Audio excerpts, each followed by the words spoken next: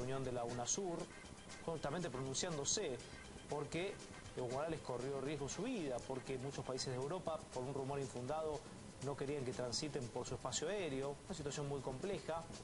Y vamos a hablar de otra situación internacional, ya vamos a hablar, pero por lo que está pasando en Egipto, verdaderamente es increíble las imágenes que llegan desde ahí.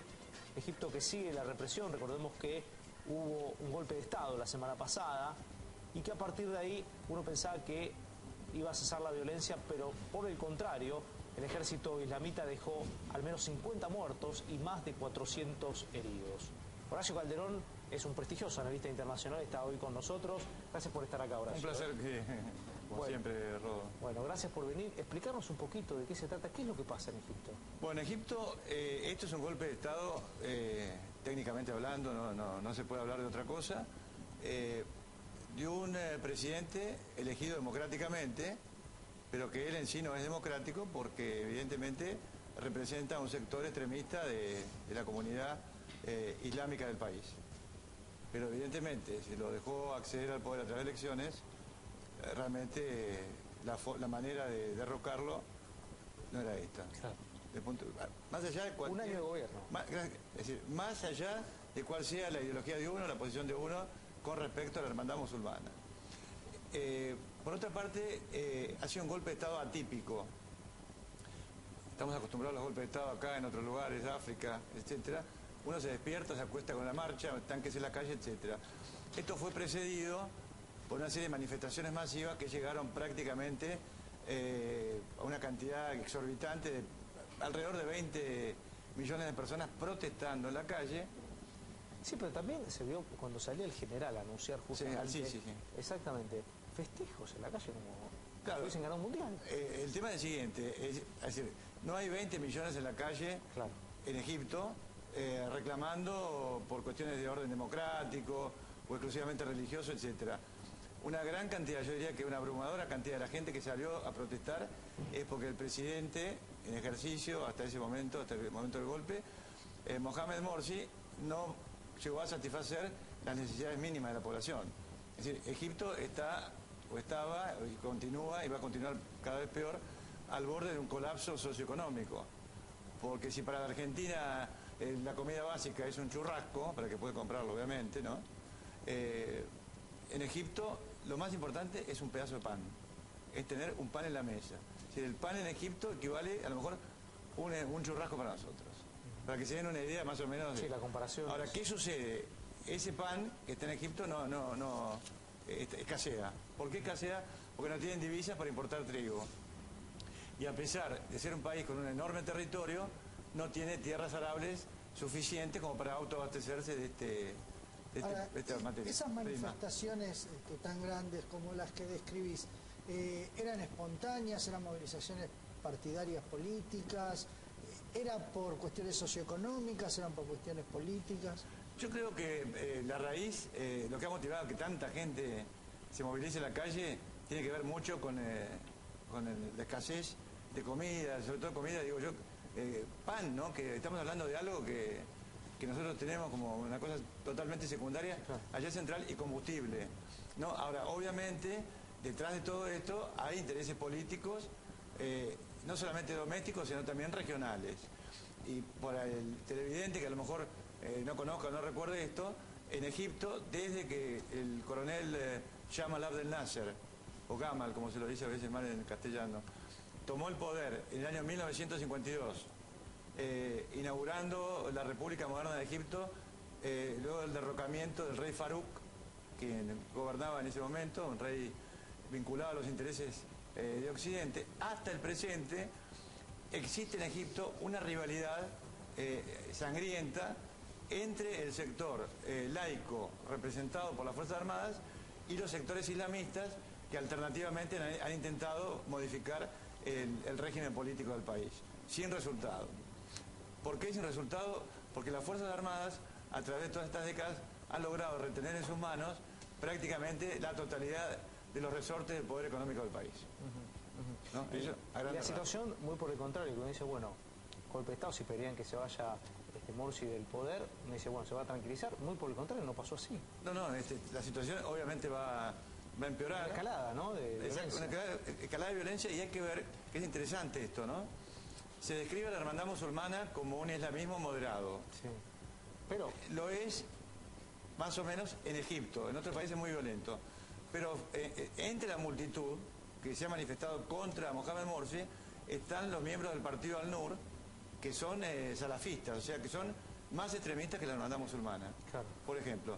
O sea, que se han juntado liberales, conservadores al estilo de Occidente, a ver, socialdemócratas, demócratas no cristianos, pero demócratas musulmanes, digamos, para más o menos equiparar un poco lo que conocemos, sobre todo en Europa, etcétera. O sea, hay un abanico enorme de fuerzas que se han concentrado para lograr su objetivo. Lo consiguieron, que era el derrocamiento de este presidente, que representa a una organización que es tal vez la más, entre comillas, aceitada que tiene Egipto durante décadas.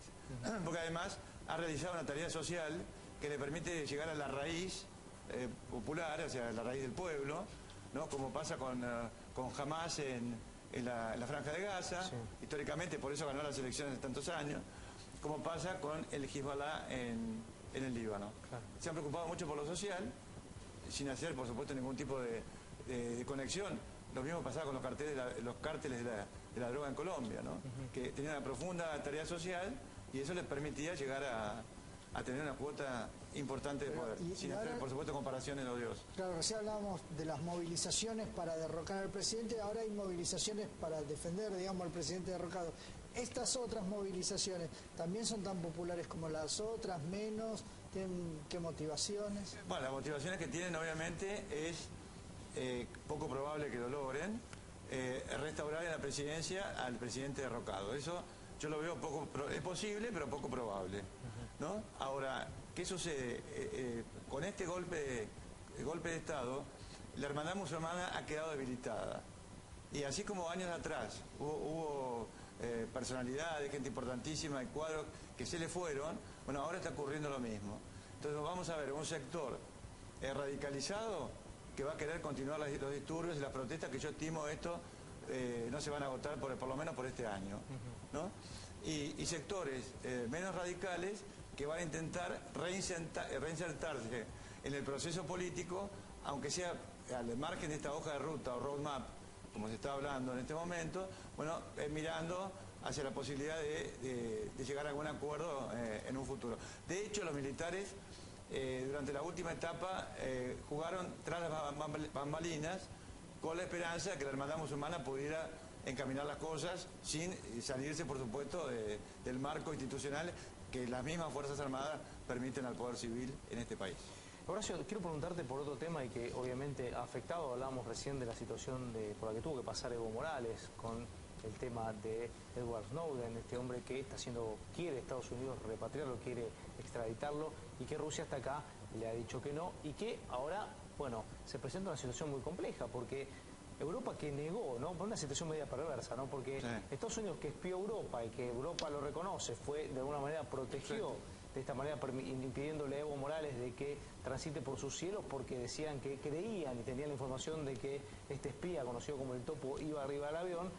Hoy se presenta la situación de que se conoce que también el gobierno de Dilma Rousseff le está pidiendo explicaciones al gobierno de los Estados Unidos, un gobierno de Estados Unidos que se mantiene, no abre la boca por ahora. Por tener una estación especial Sí. de la CIA. Por lo general, los servicios secretos actúan legalmente en los países pidiendo permiso y acreditando a las personas que van a estar desarrollando su tarea en contacto con el gobierno. Por ejemplo, el gobierno argentino. Sí. Una cosa muy diferente son los agentes encubiertos que actúan sin conocimiento del gobierno del país huésped, ¿no? Para, en fin, espiar, realizar operaciones, etcétera. Ahora, lo más grave que ha ocurrido con respecto al tema de Evo Morales es que se ha violado cuanta ley internacional hay que protege la integridad de los presidentes. integridad de los jefes de Estado y las personas que tengan inmunidad diplomática, pero sobre todo de jefes de Estado, ¿no?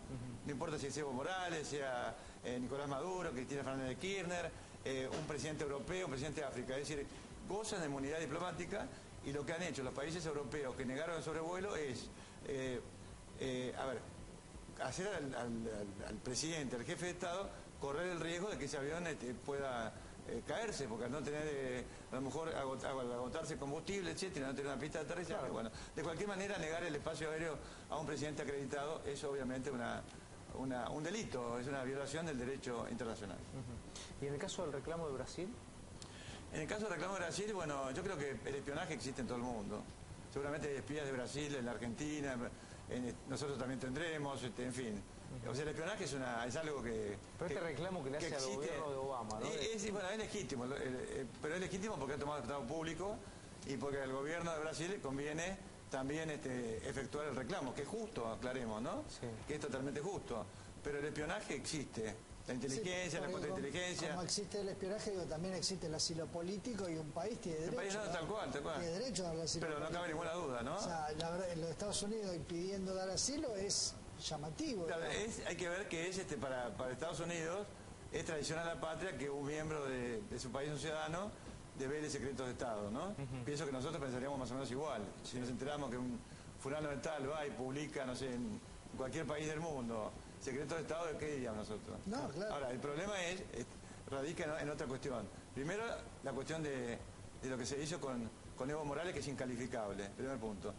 Segundo punto, acá hay en los Estados Unidos también un juego entre lo que son los derechos del ciudadano y lo que es la seguridad. Pero acá estamos hablando de una persona que ha transgredido, obviamente, las leyes de su propio país. Es lógico que los Estados Unidos lo reclamen. Y también es lógico que haya países que quieran brindarle asilo, como han aparecido en este momento a Snowden, que va a tener su problema para llegar a destino, claro. Obviamente, ¿no? Horacio, gracias por haber venido. Por favor, un placer. Gracias. Nos vamos a la pausa, volvemos en minutos con más información. ¿Cómo que tenés que irte si recién te vi llegar? Solo menos en un rato lo que tenés para dar. PAMI sigue garantizando atención a las personas mayores de todo el país. ¿Cómo lo hace? A través de las 38 sedes de unidades de gestión local que brindan contención a las personas mayores y simplifican sus trámites. Gracias a la inauguración de 120 nuevos puntos de atención.